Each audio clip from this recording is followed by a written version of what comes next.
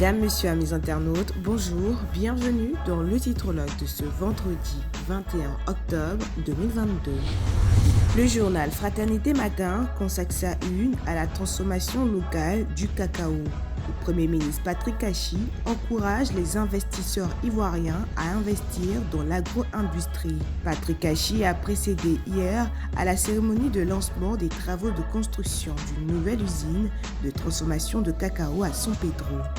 Il a par ailleurs lancé un appel solennel aux cadres et investisseurs ivoiriens pour qu'ils relèvent le défi de la transformation sur place des produits locaux. Découvrez plus d'informations sur cette usine dans le journal Fraternité Matin. Situation des 46 soldats ivoiriens détenus au Mali. Les confidences d'un diplomate ivoirien à Bamako hier. Achetez ce journal Le Jour Plus. Selon le journal, le président de la transition malienne, le colonel Assimi Goïta, a accepté la libération des 46 militaires ivoiriens détenus à Bamako. Des médiations et discussions sont en cours pour la remise en liberté prochaine des 46 soldats. C'est ce qu'on peut lire dans le journal Le Jour Plus.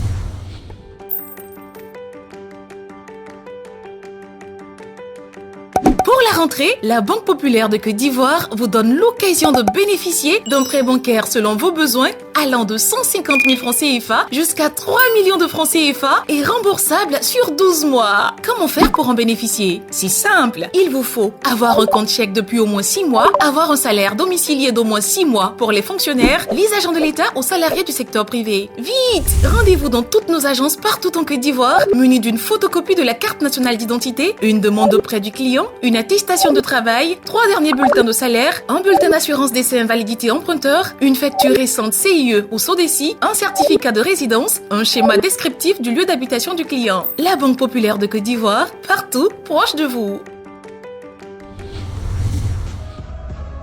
Et pour terminer, le journal Le Mandat revient sur la couverture maladie universelle en Côte d'Ivoire. Les assurés sociaux font une sévère mise en garde. Face aux difficultés rencontrées dans l'opérationnalisation de la couverture maladie universelle, l'Observatoire des assurés de la CMU veut jouer sa partition.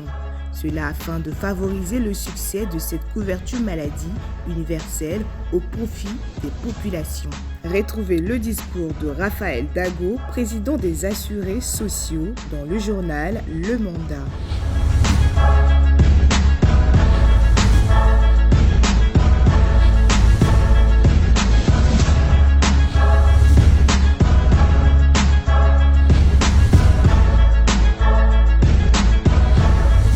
Le titrologue pour aujourd'hui, c'est terminé. Retrouvez tous nos journaux en ligne via la plateforme monkios.com. Merci de votre aimable attention et excellent week-end à toutes et à tous.